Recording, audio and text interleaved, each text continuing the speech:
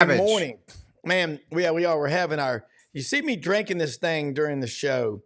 It's this. Cabbage. It's mixture. It's cabbage, man, and Audrey puts it in the blender and grinds it up. Cabbage, kiwi, and apple, and it's really good for putting good, bacteria into your system, to your gut or whatever it is. Doesn't taste bad. It's kind of like, remember the Little Rascals, the old ones? Yes. They would all take their spoonful of castor oil, whatever that was. Oh, God, yes. Yeah, and that stuff was pretty gnarly. Not here. Not at your house. Yeah. You got the cabbage. Yeah, and we got cabbage this morning, And but it's good. You know what I get for my wife? Seltzer? Oh, I don't have a wife. For myself, I'm lucky if I get a Bang energy drink. Ooh. Man, that stuff is bitter, but it's good. It's really good. You should try some. Well, those energy drinks, those things can get you really jacked up. Got some coffee coming. Mitch Davis, MitchDavisShow.com is in the bullpen. He'll be. Is that what we call it? We should call it the bullpen from now on. The bullpen, yeah. He's in the bullpen, ready to start throwing some heat. He'll be with us in just a second. We also have FRS Beard going to check in with us. And I think mathematically he's going to tell us how the Gators are going to win the national championship in every sport. Mathematically? Yeah, I like it. I like the optimism. But we got a lot to cover. It was a rough one, by the way. SEC basketball over the weekend. Tough for the Gators. Yeah, it was. I mean, at South Carolina. Sad today. Not an easy to play. You know, one thing, South Carolina was rolling in the SEC, and then they took a couple of hits. They lost by 40 at Auburn, by 1 at home against LSU. Then they bounced back.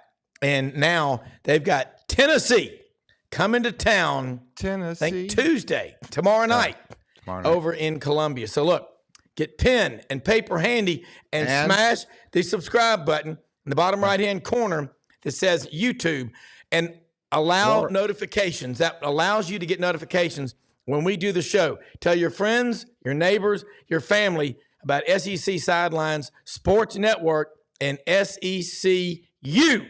16 teams in this league.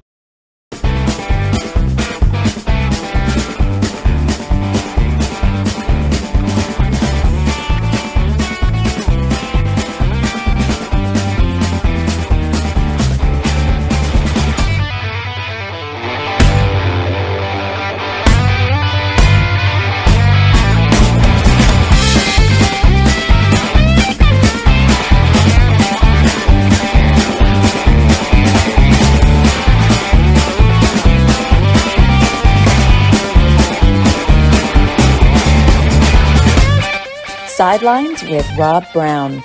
Talk sporty to me.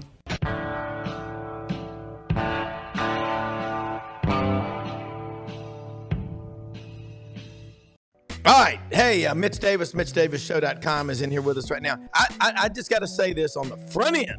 Horns down is what he's doing. On the front end, Cheryl Chambers. This woman is really cool. I've gotten to know her. She watches the show, listens every day. Cheryl Chambers, I got to say, she's got kids and grandkids that are fans of about 8 different schools, but she is a diehard Memphis Tiger fan. That comeback yesterday, Tigers down by 22 at the Forum against UAB, came back and won by like 18 or 19. That comeback will go down as I think the greatest comeback. Maybe certainly of this year, but I have not seen one like that. Good win for the Tigers. Cheryl Chambers, all my Tiger friends and fans. I loved watching that yesterday against UAB. Andy Kelly got an early exit, but look, lot to talk about, man. We got college basketball. It's March the 4th. Can you believe it? Already March 4th. And Mitch, Chris Jans, watched him and Mississippi State play at Auburn. Auburn jumped on top early. Ironically, the 2 lowest scoring first halves in SEC basketball this season for Mississippi State have come against the Auburn Tigers. One, a win at the Hump back in January, and then this one down at the Neville Arena. But I tell you what, they can shoot the ball. They're a team. They definitely deserve to be in the NCAA tournament. Again, not saying it to placate you, nor is Brenden. I'll tell you one thing. I will rip my own school, Auburn, quicker than any school because it's my school. It's where my degree is from. And Wilson, my son's third generation. Let's talk SEC basketball, Mitch. Bam! I'm fired up. I'm drinking cabbage juice, man. It's good. That stuff's got some diesel in it, I'll tell you. Good Lord. Rob, Brenden, it's good to see you guys. And Rob, you started it off. I've got to give a shout out to my school, the Memphis Tigers. A hell of a win yesterday. That was awesome. My wife was threatening me that we were going to get kicked out of the apartment complex because I was going a little bit crazy. You're not 24 to go out the run. I was like, oh my God, this is awesome. And God, I'm gonna need some video of that. You tell your wife next time to pull the camera out, and we will totally embarrass you on this. Might do a live stream of me watching a Tigers basketball game because and I've explained this before. I used to cover Memphis, but Tigers basketball and Tigers football is when I can be a fan. You know, the rest of the time I got to cover the SEC, and obviously I got family ties to UK, and that's great, and it's a lot of fun.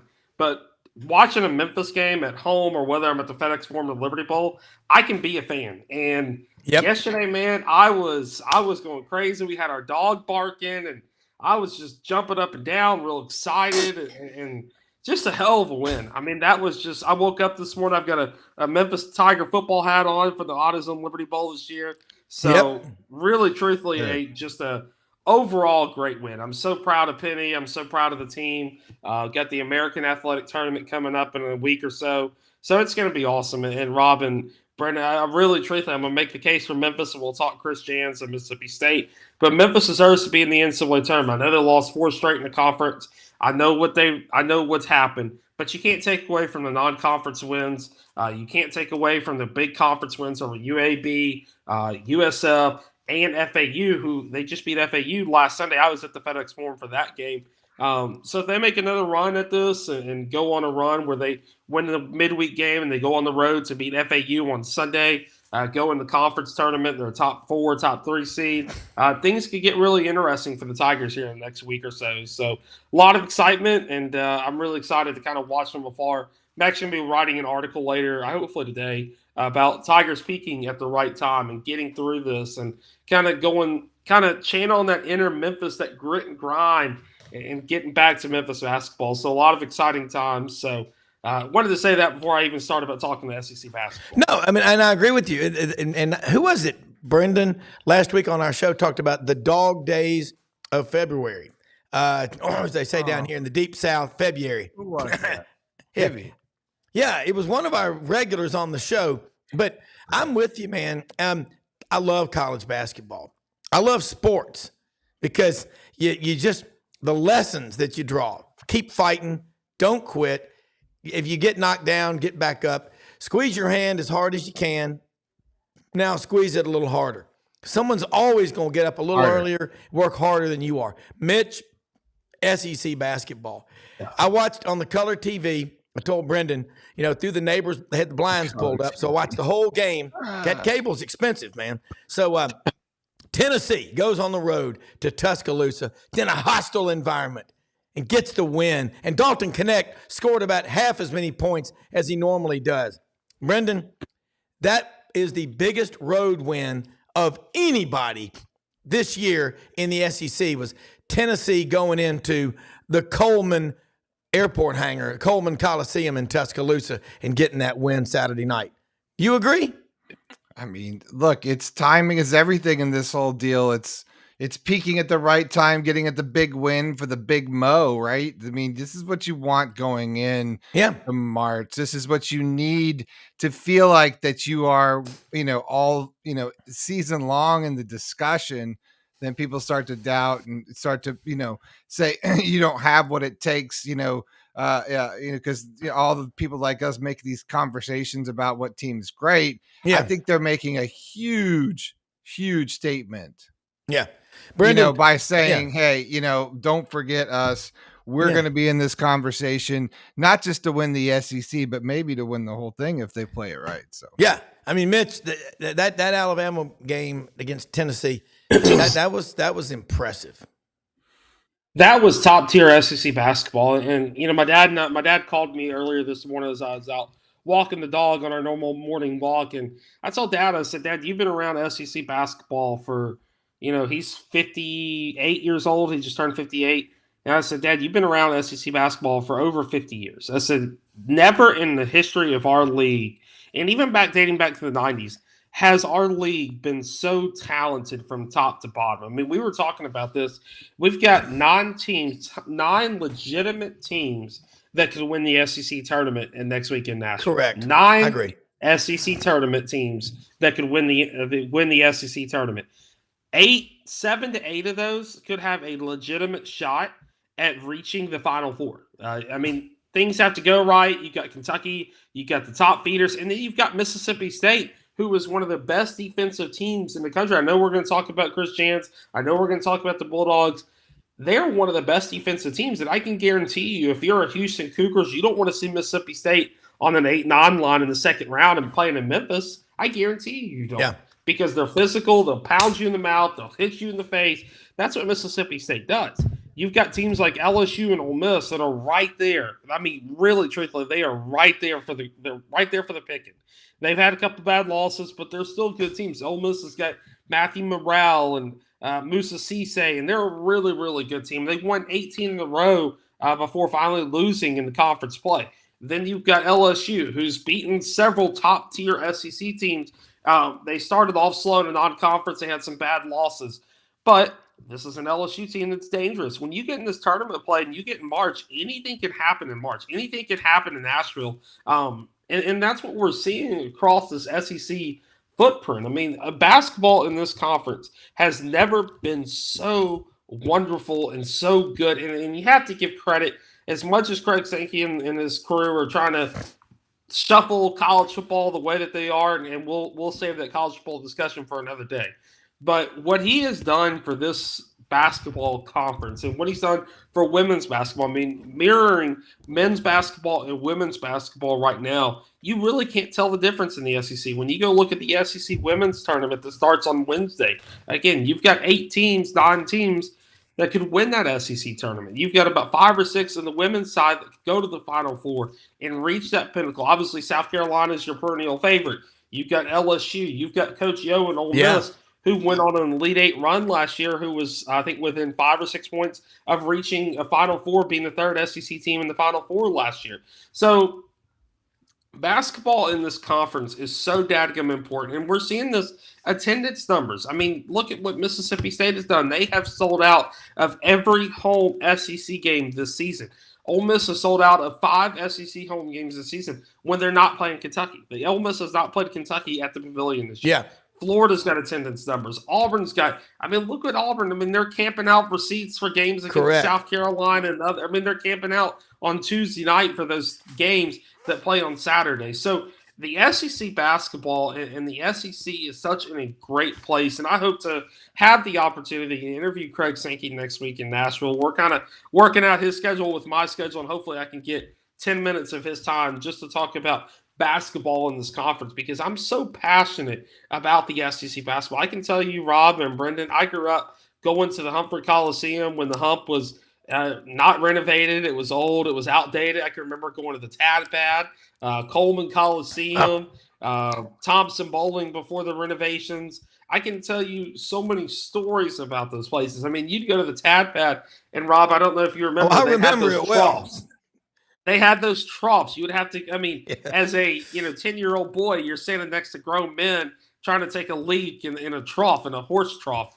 So it was a WPA project. It was built back in the 30s, I think. Yeah. Yeah, so that's how far SEC basketball has come. Now every arena, and I know people like to hate on Coleman Coliseum and whatever, but almost every arena in the SEC is newly renovated or brand new facilities. They've all got practice facilities.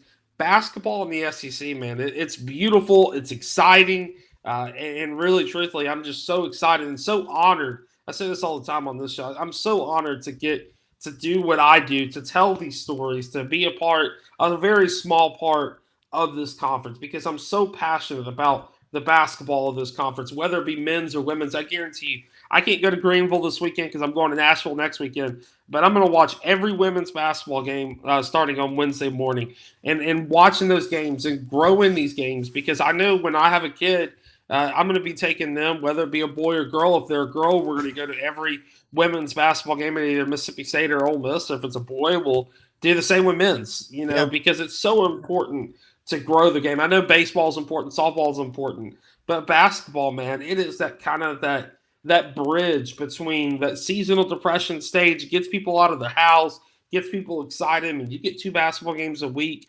SEC basketball, man, I love it. I'm so excited about it. And Rob, I can't wait to see you in Nashville in a week. Yeah, and it is. I'm with you. And Greg Sankey, Mitch, you got to remember what Mike Slive did before he left, saying ramp it up because the SEC Network is coming August of 2014. And that was a shot over the bow. And it was a good thing because millions of dollars that would not normally be invested into basketball is going that direction. And you talk about the practice facilities. Hell, Audrey and I did the show Friday morning from the Vitamin Shop in Oxford. Justin Ross and Matt Price, his partner, they're sponsors of this show. And we were out at the Oxford Regalia on Jackson Avenue, and we spent a lot of time. We ate at City Grocery for lunch in Oxford. God, it was unbelievable. Being a good Scotch-Irish Catholic, I had the no fish only on Fridays. We had the blackened catfish from the Mississippi Delta with coleslaw and this special sauce on toasted bread with the great cornbread and a big old slice of chocolate cake about the size of cantaloupe. And the place was packed.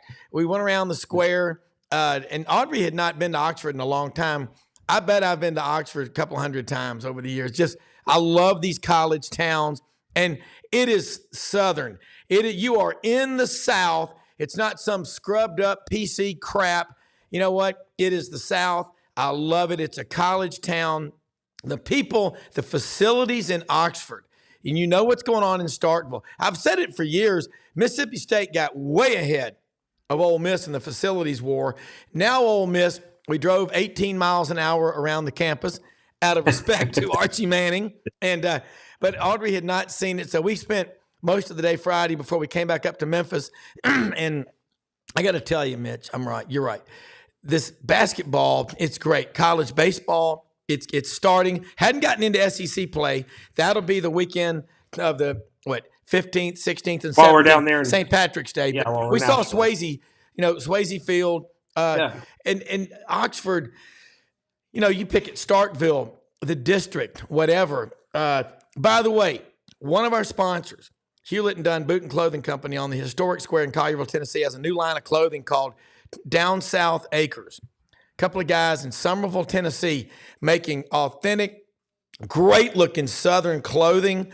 They've got them with crawfish, with ducks, and all the different states. Like they got an Oklahoma shirt with panhandles, of the state all over it. It's incredible. And they've got some of the coolest stuff for Ole Miss. But the one from Mississippi State was called the District, the Cotton District. Talk about that, man, how much pride there is in these towns. And, you're damn right, Mitch is optimistic. I don't allow gloom and doomers on this show. You want to sit on your ass and watch the news every day and just hear a bunch of negative stuff? Go for it. By the way, Mitch, Audrey and I watched ACC Network Saturday morning. Roy Williams and Coach K at the Carolina Coaches Convention. That's awesome. Wasn't that awesome? I love basketball. Yeah, I watched that as well. That was great. It's awesome. I see a comment here, and I want to, and I know, I think, Rob, this is one of your friends, Rob Anderson. Yeah. I think he follows me on Twitter. Yeah.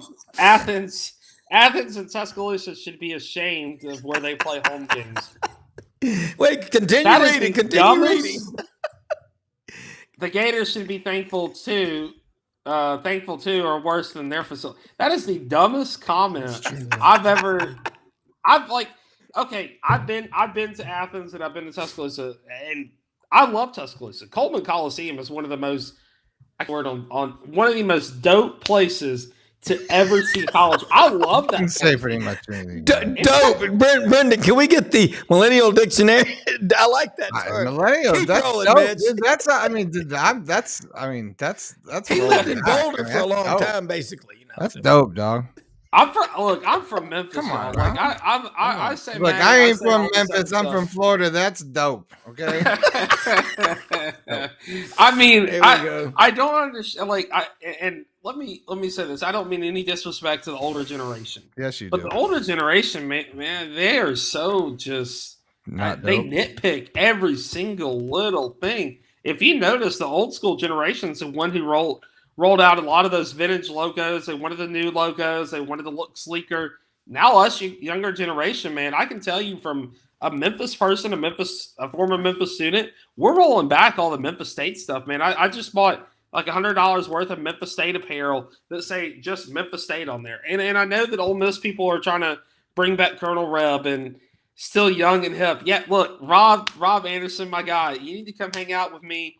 I will show you a good time, my brother. We will have some fun. I'll keep you young.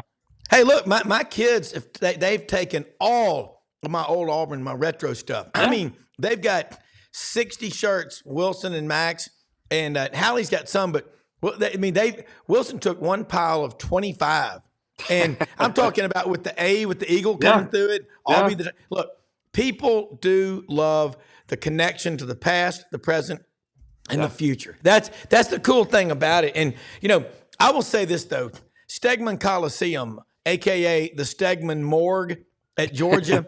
I mean, Georgia's campus is constricted between the Oconee River and the railroad track. They've got to do something. Here's the thing about Georgia.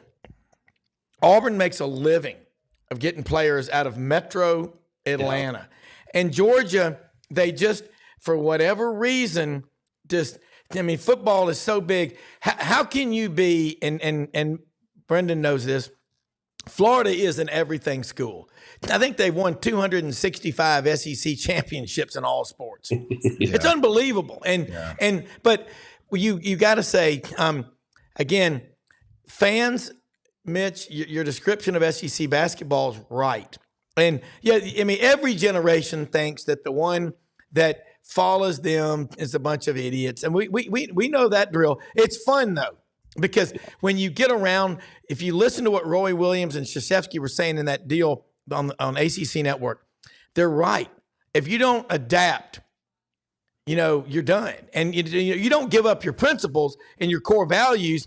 You just you can understand what people are talking about. But that doesn't mean that you lower your standards to make the dumbasses around you feel less uncomfortable. Yeah. Always raise the bar, but also understand that bottom line, every generation is a little different, but don't lower your standards. But that's all it is. I mean, Mitch still young and hip. Yes, he is. He is young and hip. I appreciate that. And one thing, and speaking of young and hip and kind of adapting, Rob, we're going to kind of shift gears just because I know I got like 7 minutes left, so I got to get to work. But Ole Miss and Mississippi State have a very legitimate shot at playing in Nashville. I don't think people realize that what happens in the next, 4 days will dictate if Mississippi State and Ole Miss play for a third time this season in Nashville. So as journalists and as media people, as a Mississippian, if Mississippi State and Ole Miss were to play each other in Nashville, Mississippi State will have the chance to end Ole Miss's season and send them to the NIT, and Ole Miss will have the opportunity to take the series over Mississippi State this year and do it in a neutral environment where the arena, hypothetically, I know it probably won't be because you got Kentucky fans, but that arena could be split down the middle between red and blue and maroon and white. Rob and Brenden, that'll be a hell of an environment if that happens in Nashville. Yeah, well, by the way, I said this on the show Friday with Dave Tompkins, Frank Duffy, and Doug Dean, and I were talking a little round table basketball.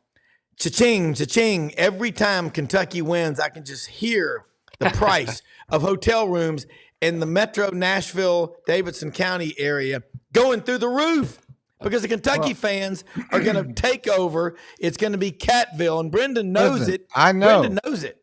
I know. Look, the one thing is for sure, it's funny because when we do shows like this is the perspective. And I'm not talking smack, but tell me, that you're a big time program without telling me, you're a big time program. I mean, look, we go to football games. It's nuts. You there, Rob? Oh, Franz is asking for the link. He said, link, please. I don't know. You guys cut out on me for a second. Did you send the link to Franz? Yeah, I don't know. I'll send it to him right now. Oh, okay. Yeah. Well, keep going because I was going to send it and you said you were going to send it, and so Mitch didn't go. But I said that you said that you were going to send it. All things get confused, but I have a direct hotline to Fran, so you don't do. worry. I do. Right. It doesn't. It's like on Signal Chat, dude. Yeah. I think it's right to his bloodstream. Well, look, let me but do I was something. just saying. Keep I was going. just saying when it's.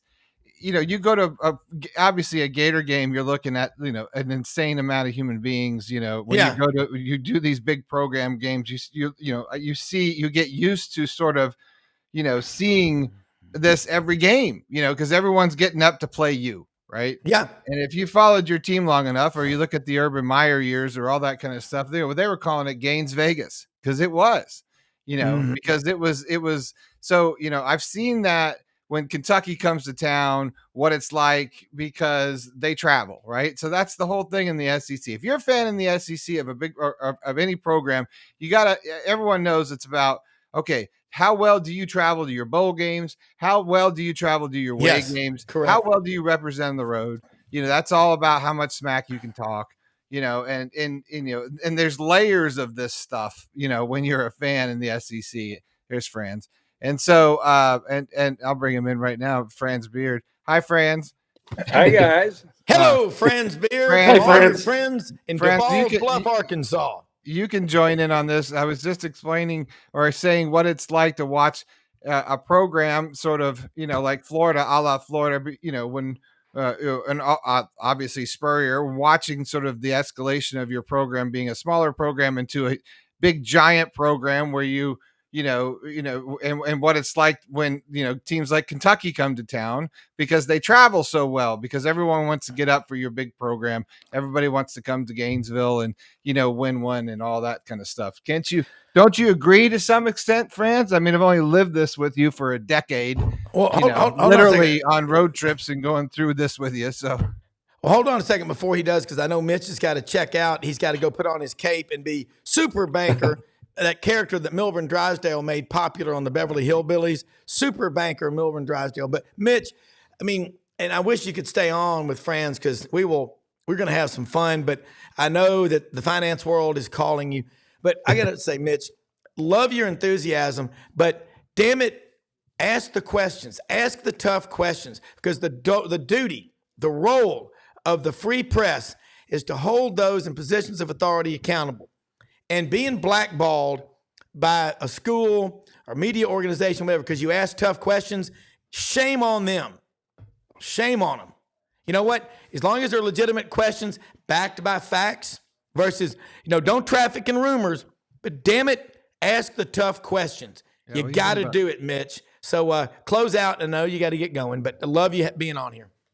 Friends, good to see you. I wish I could stay on to talk with you. I always enjoy your work. But Brenden, Rob, thank y'all so much for having me on. Follow me on Twitter, Mitch Davis _8, themitchdavisshow.com. Going to be covering the women's SEC tournament from home this week before taking off to go to Nash Vegas early next Wednesday morning. Got to get there for the Ole Miss and Mississippi State practices there at the Bridgestone Arena. So I'll see y'all there. Do you have a YouTube channel? What do you? I have. Let's see here. Podcast is on Apple and SoundCloud. So the Mitch Davis Show on both of those. So check out that. We should talk sometime very soon about your show. Yeah, I would love to. I would appreciate that. All right. All right, guys. I'll holler at y'all. All right, Mitch, take care. I'll talk to you later today. Appreciate it. Mitch Davis down in Scoop him up like a biscuit. Scoop him up, Rob, like a biscuit. He loves his stuff, man. He's been with us since we started August 9th of 2019. Get him out of that banking job. He came on with us. I think he's been now, Franz can relate to this, like 500 college football, high school, basketball, baseball games in the last 5 years. That's pretty cool. Franz, I thought about you Saturday morning. Audrey and I are watching on the Color TV, ACC Network. ACC Network, Roy Williams, Coach K. Have you seen that thing from the Carolina Coaches Convention a few weeks ago over in Greensboro? I'm telling you, when Audrey and I were up in Charlotte about 3 weeks ago to see Wilson, my son lives up there, works up there in the Queen City. And Tate Davis, one of my pledge brothers, lives up there and took us all to dinner Friday night. God, I love that guy from Thomasville, Alabama, which is in L.A., Lower Alabama. And his nickname, by the way, is Vegas. there's something, we're SEC, but I do not want to see the ACC go under. I do think they need to do some things, but watching ACC Network and you see all the history of Roy Williams and Coach K. You know Roy Williams. That was an awesome, awesome interview with Wes Durham. I think the quote of the deal was Krzyzewski and Roy Williams both said, you know, you're not going to have any success in the stock market unless you invest. And that's the same in sports and in life. If you don't invest hard work, time, and effort, and your passion and your love, you're not going to get anything out of it. But I thought it was awesome. You're a basketball savant. Love it when you're on here. You're a savant about everything that you care about, which is why you're such a huge part of this show. But talk about your takeaways from that and what a special time of year this is for college sports fans and fans of anything. Well, I'll start with one thing. The ACC screwed up when it expanded the way it did. Yes. You've got people in there who there are no traditional rivalries with them. You know, we used to have a tournament when I was a sports editor of a newspaper in North Carolina in Rocky Mount. We had this thing every December called the Big Four Tournament. Wake Forest, Duke, North Carolina State. They came to Greensboro 2 nights, packed the Greensboro Coliseum. People scalped tickets for $300 and $400 to get in there. And at that point in time, Duke was the bad program. Yeah, you're right. In there because it was pre-Coach K. It was actually pre-Bill Foster because let's see. Dick Butters was the AD that hired Krzyzewski. Well, he's also the AD who hired Steve Spurrier. So he's a guy that did pretty well with his choices, let's say. Yes. Yeah. Tom Butters was and a good guy, former Major League Baseball player. So he understood a lot about sports from a perspective of sports being everything that drives you. If you are a professional, that's your job, that's your life, is your sport. And Tom Butters understood that, and he found coaches who had that kind of drive and that kind of passion, which is why he hired Spurrier, which is why he, and everybody said, you got to be nuts, which is why he hired Coach K. And look what happened with both of them. But here's where the problem in the ACC is. You used to have 8 teams in the ACC. That's it. And it was quite a league. I didn't mind them expanding to Virginia Tech. I thought Virginia Tech was a good school to add. I thought Georgia Tech was a good school to add. But then you start getting in, you got Syracuse in there, Pittsburgh in there, Boston College in there. You got, they did their darndest to get Rutgers in there, and Rutgers went to the Big Ten. But what's gone wrong with the ACC is the perfect example of what happens when you let college presidents make decisions and you take it out of the hands of the people who are actually business people. Yeah. And we tend to forget in all of our talk about this. I mean, we had recently Bill Carr, formerly the athletic director at Florida, died. I call him the last Boy Scout because he went to his grave holding to the notion that a scholarship should be worth something, that an education should be worth something. You come to school, you do that, and you build loyalty and you build friendships and things that last for years. We've gotten away from that. Not just the ACC, but everybody. And that's where the problem is now with college sports. I've talked to several coaches who tell me one thing. You go recruit a kid, and the first thing the kid says is, what's in it for me? That's right. WIIFM. And friends, I like this. David Arnoff, Dr. Arnoff, just said the ACC was trying to garner the TV markets. The SEC has Vanderbilt, a founding member of the conference. So you can't kick them out. They could leave and come back at any time if they wanted to, as could Sewanee, Tulane, and Georgia Tech. But I got to say this, Rutgers. Rutgers is kind of the Vanderbilt of the Big Ten. They're there. They pop up on the radar every now and then with a decent football squad, but that's about it. They just collect a check. I'm telling you, as a guy that's in business and manages people's money and on a wealth management team, been doing this 33 years, hell no, I would never take on a client. First off, I couldn't take on anyone that was seemingly suffering from mental incapacity. So think about the people I could not have client accounts with. My compliance department would explode. They go, you cannot have, with that guy. He's incompetent. He can't even remember his name. I'm telling you, I would be very careful. We need to start testing these conference schools that are getting these checks, because we're adding 2 in the SEC, and say, what are you putting back into the conference? Okay? You can't, there are 2 kinds of people in every organization, in every room. There are investors and there are takers. And if all you do is take and you invest a little bit, I got to say this about Vanderbilt. Where are the crowds at their baseball games? All I see are people disguised as empty seats. There's no excuse the Whistler. Yeah, the Whistler. Although that guy, man, I'm telling you, don't even get me started on him. But friends, there's no excuse. They ought to be packing that stadium for what Tim Corbin and Vanderbilt baseball do. I don't know how Clark Lee gets up in the morning, because we talked to Chris Lee about this, who covers Vandy for Rivals in the Southeastern 14. There's no excuse. And you just talked about the ACC. I think they need to shrink that. That's a conference that needs to shrink back to its original footprint. Why not do it? Because that's where there's the most interest and the most passion. The folks in Syracuse, they need to be in the Big East. They need to go back to where they were. I'm telling you, I think we're going to start. Everybody wants to wear retro gear. We're going to start having retro conferences come back in vogue. That's just how I see it, because from a business standpoint, that works. When you've got very few people with business sense in leadership positions, we need more people that have a business background, that know how to read a balance sheet. Well, here's one of the real issues that you've got. You've got 19 schools now in the ACC, way too many, and they know it. Yeah. You have 18 in the Big Ten, again, way too many.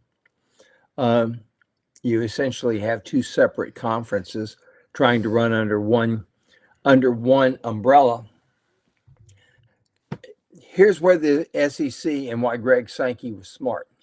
There is a physical, I'm talking about state-by-state connection. Oklahoma's connected to Texas and Arkansas. Yep. Arkansas is connected. Look behind me at the map. Look at it. It's all connected. It is all connected. So you have real rivalries there. Yeah. Because of it. The Big Ten has expanded outside of its wheelhouse. The ACC has done the same. Yeah. I always thought that the ideal situation would be this. You have 96 teams that play Division I football. You have 12 teams in 8 conferences.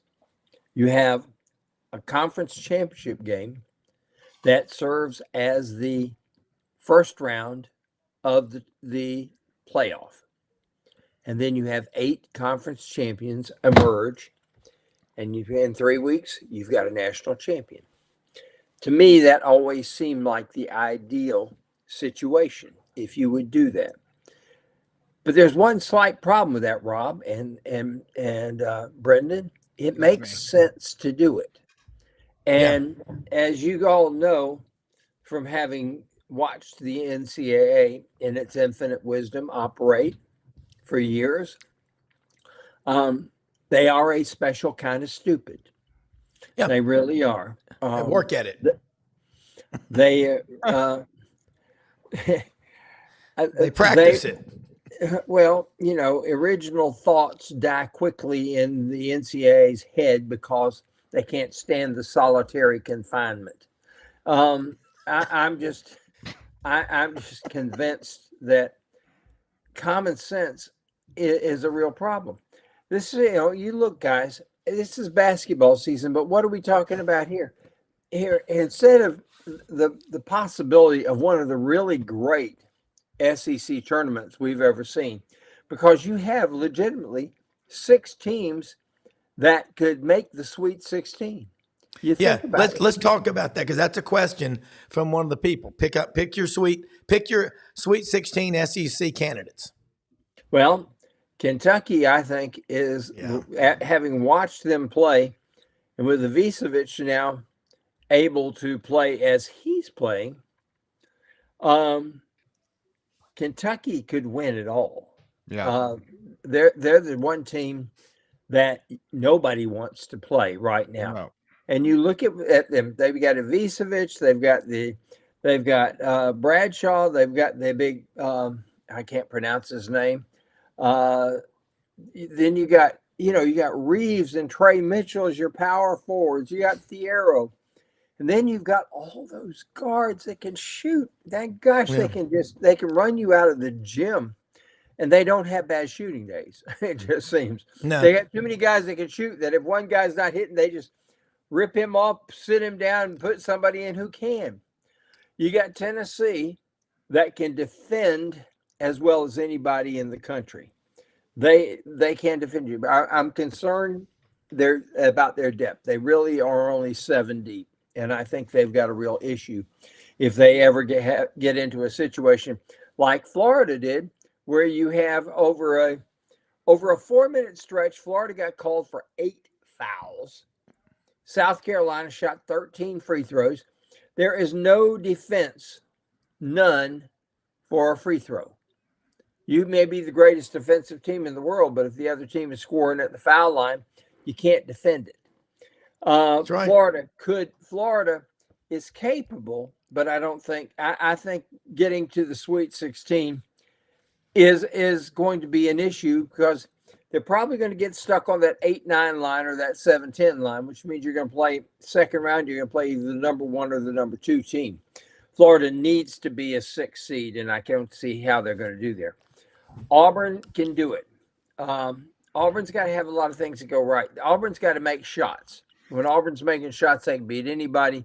When they're not making shots, they're really vulnerable. They are truly, truly vulnerable.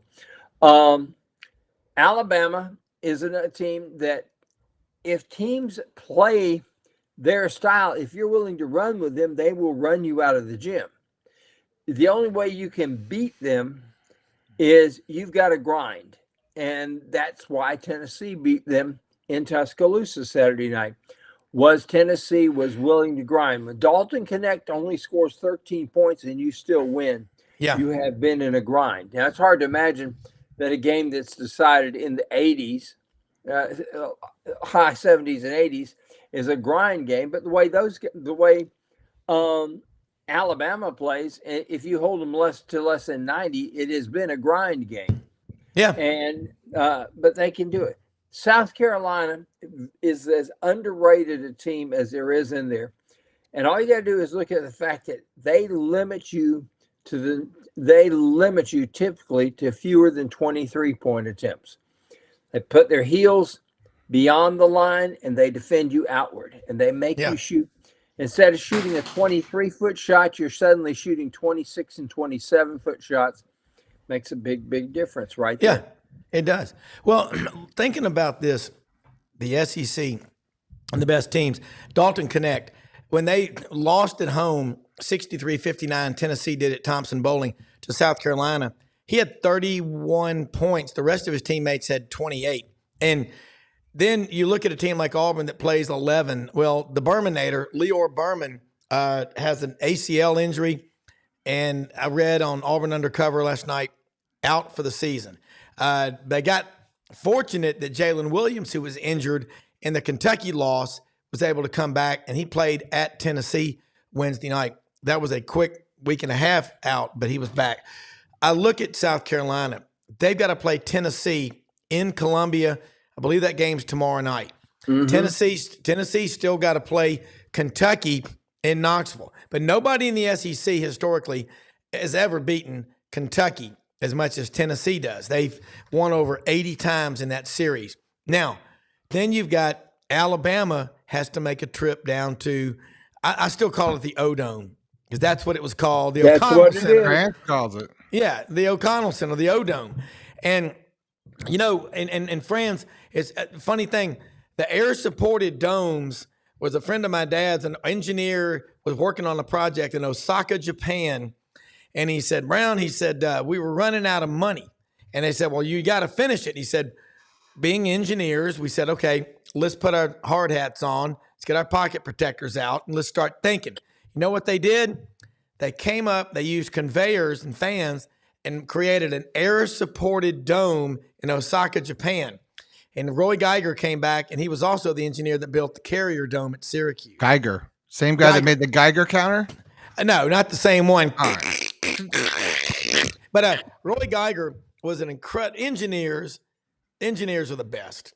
Architects can design the most beautiful building in the world, but without engineers, hell of a it will not move. Well, that's Georgia Tech. No, they're not in the conference I'm anymore. a rambling wreck, but what the heck? Try to keep it in the Yeah. sports lane here. Yeah, no, I know. But I mean, Georgia Tech, by the way, needs to embrace college football again, because that I do miss playing them.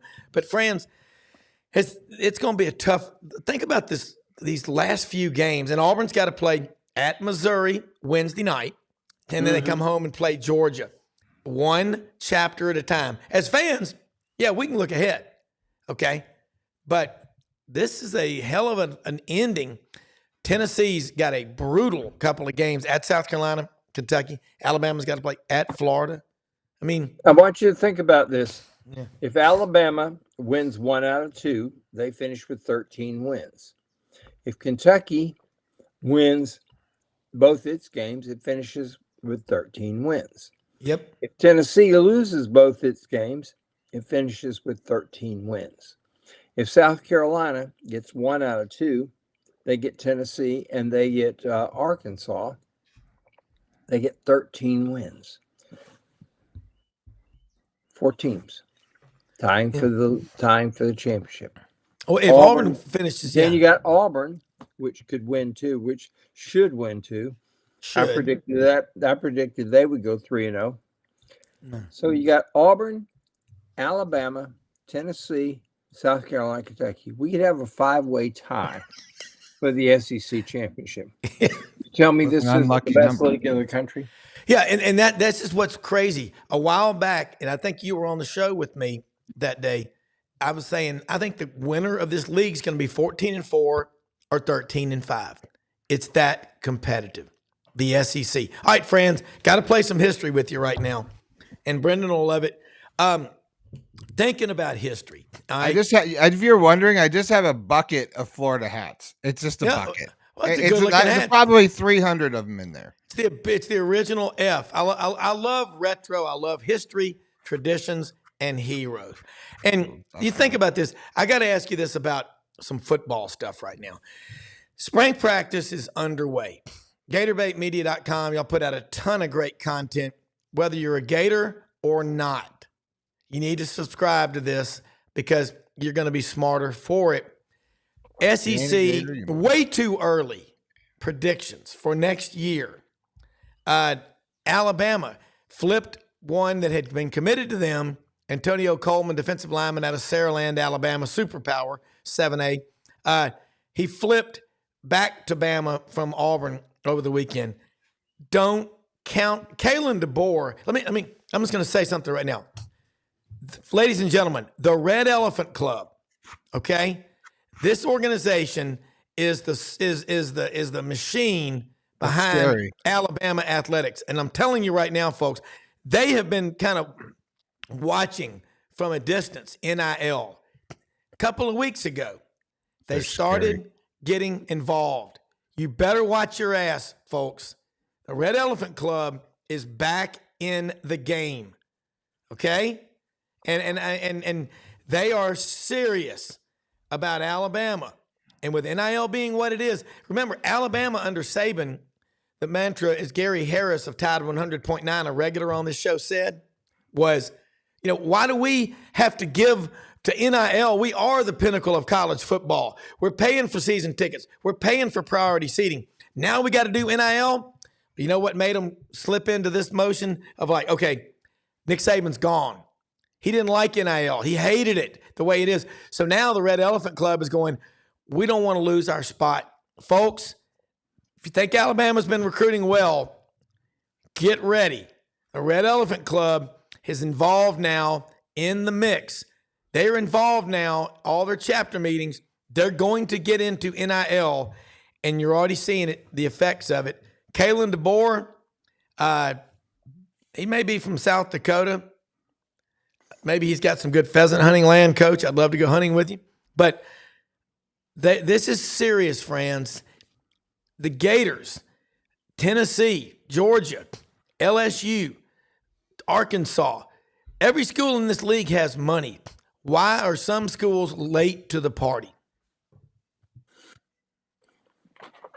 Well, let's start with one thing. Everybody needs to understand one basic concept. NIL, now it's legal. What put Alabama on probation in 2000 is legal now. They went out and bought David Payne, went out and bought a big defensive tackle out of Memphis.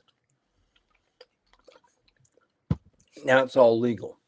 And this is going to be the wild, wild west until we get smart. We start our own organization, put a commissioner in there, have enforceable rules. Right now, there are no rules, except the people who've got the money are going to get the players. And you name the sport. LSU and South Carolina, for example, have the money. They can go get women's basketball players. Imagine that. Yeah. LSU went out there this year and they lose all these players to the Major League Baseball draft. So they go out there and bought them a bunch of players. Yeah. The replacements in there. This is going to redefine the SEC. It's going to redefine every single conference. This is why the ACC is going to lag behind. This is why Florida State's upset. And Florida State should be, but there's nothing they can do about it. They signed off on this deal that they'll be getting chump change until what? The year 3098? 2036, yeah.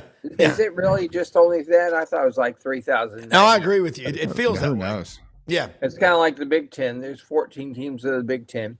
26 of them will get into the NCAA tournament in basketball. Yeah. They'll give some of them 2 or 3 bids. Tom Izzo, who hasn't won a national championship since 2000, will be praised as the greatest thing since they invented sliced bread, because he's going to get it like a 5 seed, which he deserves, maybe a 13. And he's going to get a 5 seed, and he's going to win a game. Everybody's going to be talking about, boy, that Tom Izzo. What a great coach. What a great coach. Yeah. He's in the Hall of Fame. Why is it that Billy Donovan, who won back-to-back and won 500 games at a place like Florida, which has no basketball history, why is he not in the Hall of Fame? That blows my mind. Well, anyway, let's get back politics. to this concept. Yeah. The concept of this is that people are, we're going through an era now where the only teams that are going to survive are the ones that are going to pay the most money. It's why Chip Kelly left UCLA, because UCLA has no commitment to pay. Meanwhile, over at Southern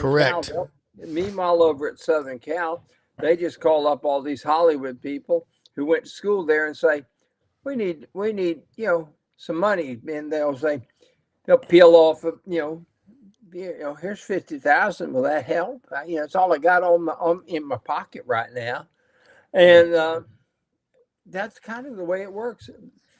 Well, friends, I'm going to throw something at you. But you talk about UCLA. They've got the Hollywood crowd. I mean, I remember talking to George Klein when I'd go into WHBQ doing the show with my friend, the late Jeff Weinberger in Memphis. And George Klein was Elvis's best friend. And he used to tell me stories about the players at Southern Cal and UCLA, when they were out there, this is back in the 60s and the 70s, they were already working on the sets in Hollywood with the movies. They said they'd be doing an Elvis movie and there'd be all these Southern Cal and UCLA football players there. They've had it for a long time. And let me tell you something. The Red Elephant Club, they got the right to do whatever they want. They've always supported. They have always supported Alabama. I know plenty of people who were members, and they kind of were like a lot of people, going, "Damn it, why do we have to keep paying?" But you know what they're saying now? Damn it, we just got to do it, and they've got the resources to do it. And Alabama, like every school in this league, you just got to say to yourself, either you respond to the punch in the face, or you lay down and you get stomped out of existence. You better wake up. The bell has been rung, and you run one of two ways. You run away or you run to the fight. Warren Buffett always says, he's still alive, when the tide rolls out, you find out who's been swimming naked. Okay? You're going to find out which schools in the SEC are serious. They've got a collective, the Grove Collective at Ole Miss, over 11,000 members. When you start getting grassroots populist support, IPTAY at Clemson started in 1934. I pay $10 a year was the original deal. And Davis Babb, the CEO of IPTAY, we have him on the show from time to time.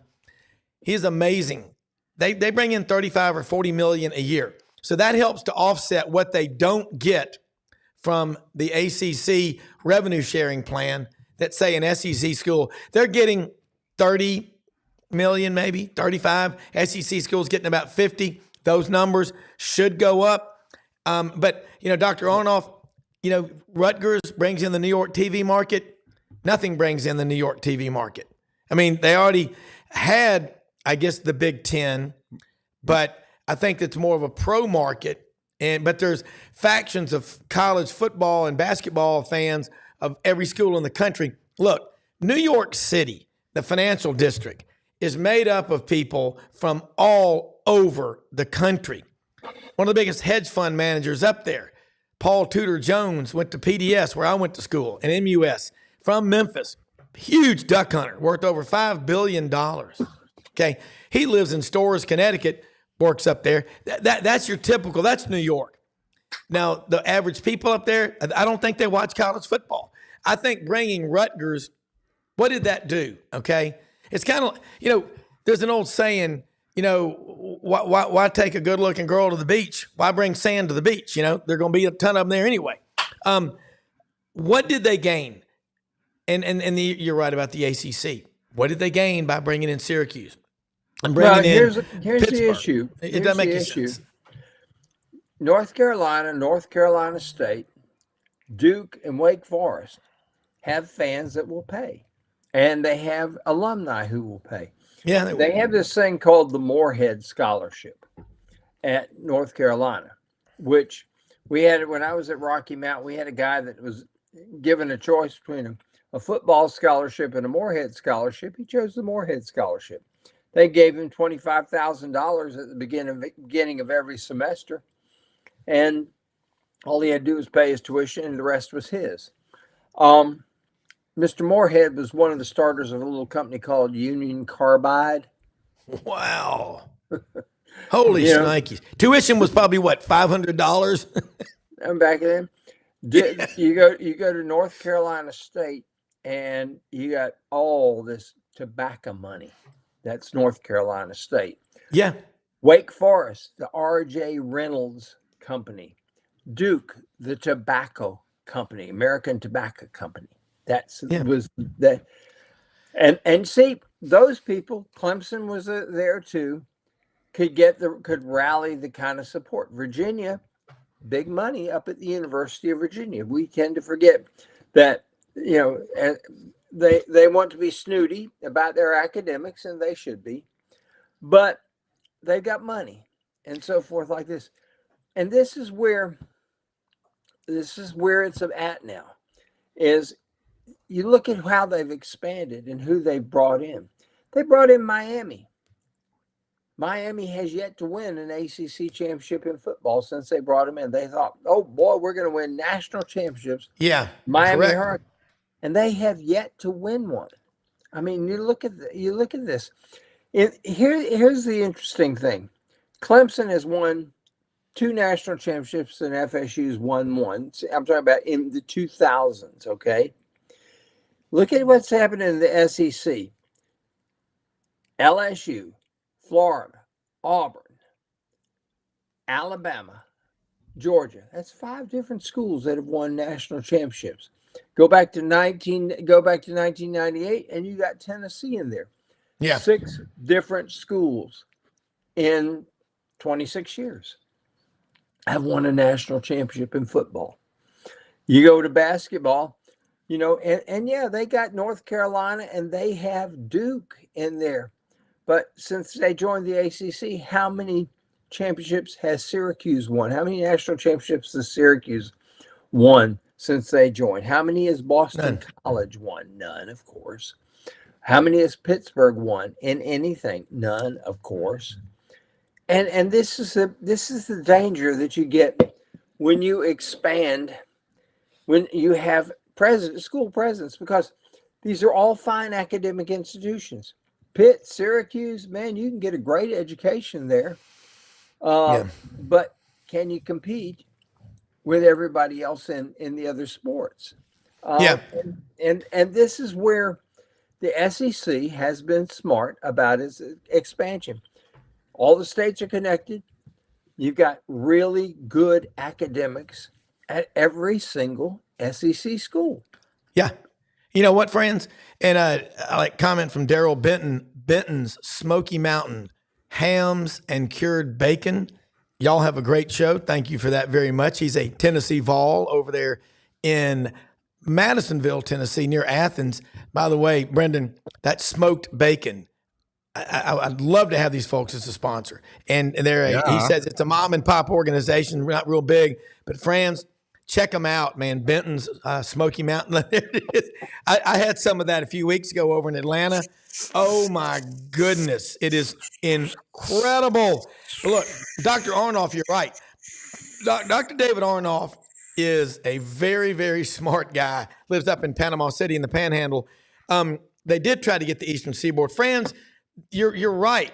And the aforementioned Paul Tudor Jones that I was talking about, hedge fund manager, very smart guy from Memphis, big duck hunter.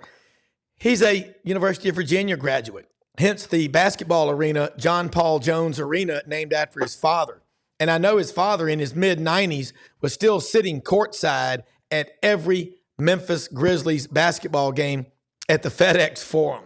But I think about this, the money that, UVA and UNC, go back 15 years ago, 20 years ago, well, in the early 2000s, the SEC schools, most of them used to get 80 or 90% of their annual budget from the state legislature. What's happened is all these other schools have risen and their alumni have gotten into the state legislatures in Florida and Alabama and Georgia. You pick the state. And now what you got going on is you've got schools like UVA, UNC, maybe 5% of their budget comes from the state, and their mottos are state located, privately funded. And that's happening at Auburn, at Alabama. I don't know about Florida, but Florida has not taken a dime of state money for athletics in 40 years. And I'm talking about academics. I'm talking about, for the whole budget. Yeah, I know Auburn and Alabama take no state money, and Florida doesn't either. Okay, that's important. But I'm talking about your budget because the budget at a school like Alabama or Auburn or Georgia is probably 1.2 to 1.5 billion. Think about that. Is coming from private funding, so much of it is. So at what point, when do these schools start telling the federal government when they try to tell them how to run their schools and what to do? Stick it where the sun doesn't shine, okay? That day is coming. So anyway, I digress, and I'm going to go on here. But friends, I'm just going to say your description of the ACC, what they did is dead on accurate. You keep trying to bring all these schools in, and you've got all these people feeding at the trough, but how many of them are really contributing to the profitability of the conference? And the SEC, look behind me, look at that map made by my friend Barnwood Brenda in Batesville, Mississippi. You can get one of these hand carved out of cypress for like $800, and she can ship them to you for about $72. They're gorgeous. The contiguous footprint. That's why I think the next school the SEC adds will be the University of Notre Dame, because Kentucky connects to Indiana, and the Catholic Church is the fastest growing Christian denomination in the southeastern footprint, and Notre Dame already has fans everywhere. So that's just something to think about. But friends, you nailed it. It's like a consultant coming in and you made sense. The ACC, why'd they do it? Why does any conference? They're stupid. Well, they're greedy. Special kind of stupid. They're greedy. As my hero, Senator John Kennedy, says, I love the guy. Mr. Haney.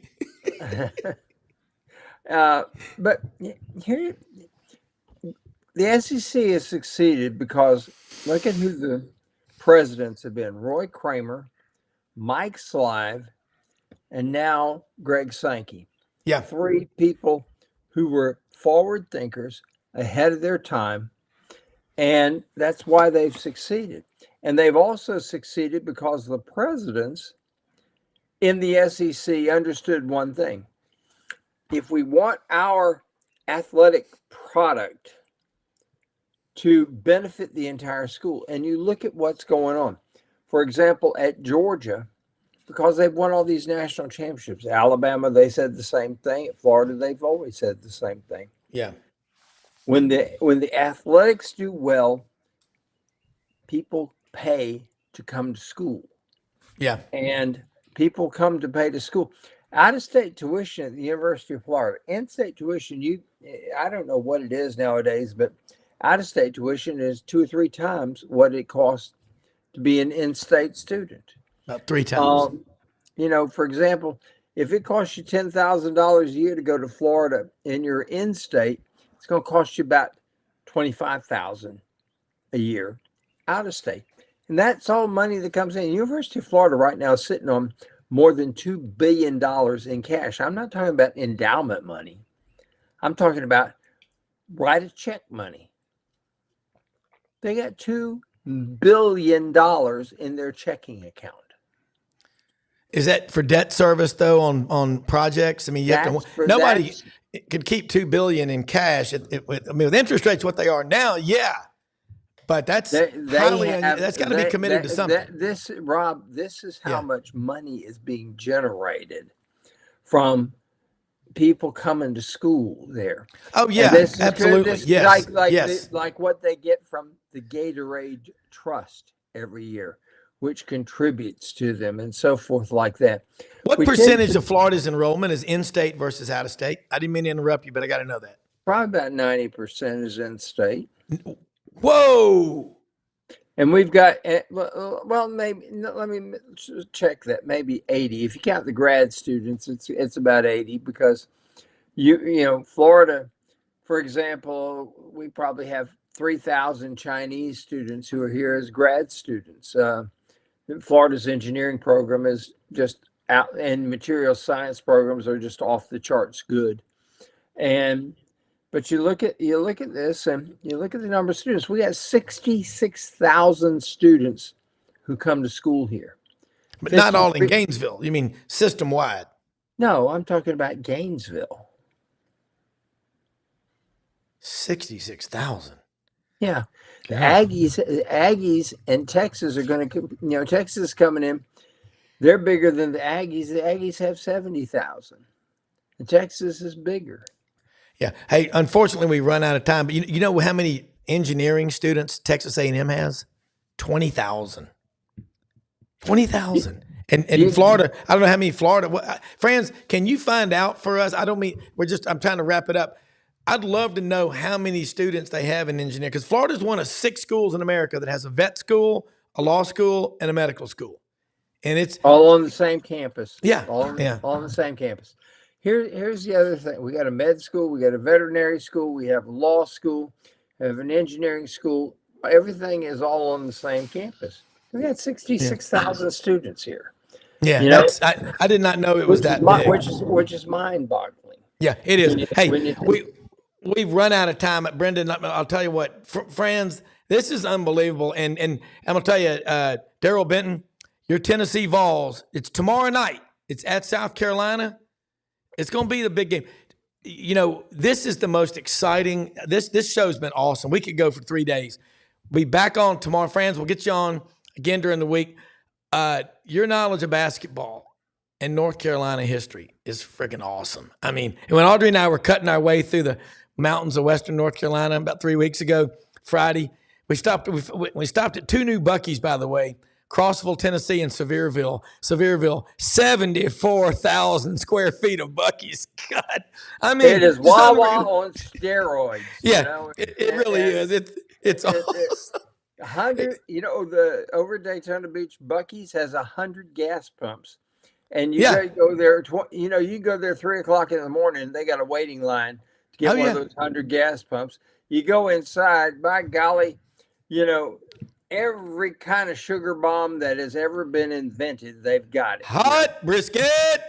Brenden goes there for the Vienna sausages.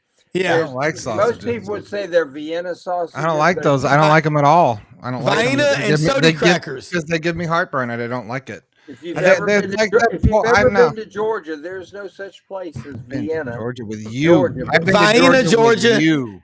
Hey, Vienna, Georgia, in Dooley County. That's where I went to Atlanta with you, and we went to some rib place. Or where did we go? Matt's Ribs. Fat Matt's. And we had barbecue, and I bit into what I thought was a rib sandwich, and I bit into it, and it had bones in it. And I almost broke my tooth off. I said, why is there bones in my rib sandwich?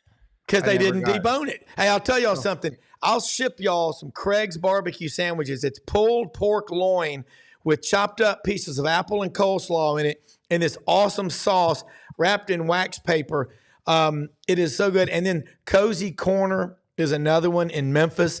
Holy cow, you get the sampler plate with 2 big old ribs and a Cornish hen or piece of chicken and the beans and the white bread at Cozy Corner Barbecue in Memphis. That's another great one. Look, think about this. We're adding in Oklahoma now.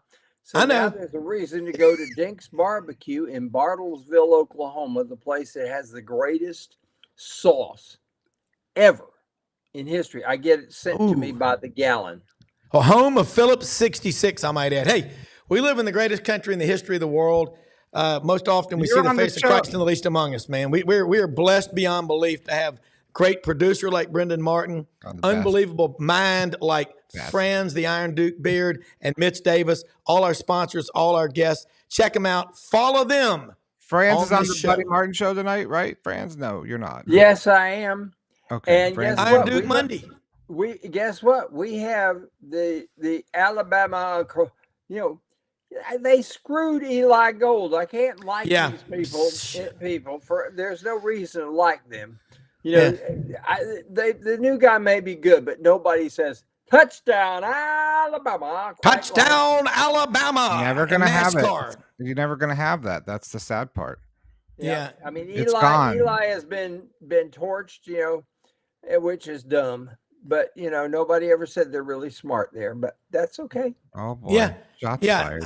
Hey, I'm going to tell you something. It is this show every day. I wake up early in the morning, really early, so excited to do it. But man, talking and our viewers and our listeners, tell your friends, tell your family, tell your neighbors, and smash the subscribe button and go to your iPhone or your Android and allow notifications so you'll get immediate notification when we have a show on the SEC Sidelines Sports Network or SEC. And if you're watching on Facebook right now, all you have to do is like the page, follow the page, and you'll get the same thing. You know, double your pleasure, double your fun, wherever you want to get it. It's all good. That's what Franz does.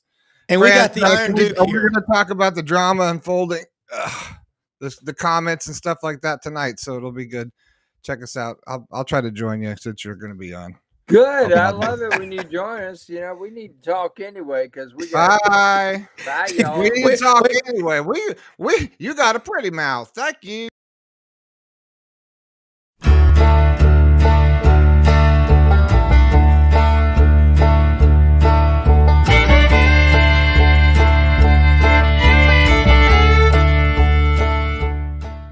In a perfect world, you'd set a health goal and results would happen overnight.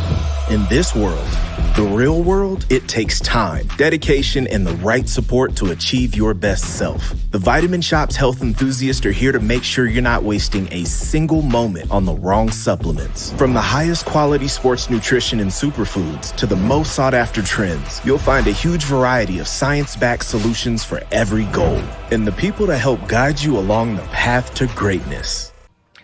Unbelievably, every 2 minutes in our communities, a child is either bought or sold for sex. I am Ari Dickey, board member for the Nashville Anti-Human Trafficking Coalition. Join me and millions of others in our fight against human trafficking and for its victims by helping to educate the most vulnerable among us, our middle and high school students. Go to nhtcoalition.org, become a partner, and help keep our families safe, because none of God's children are for sale.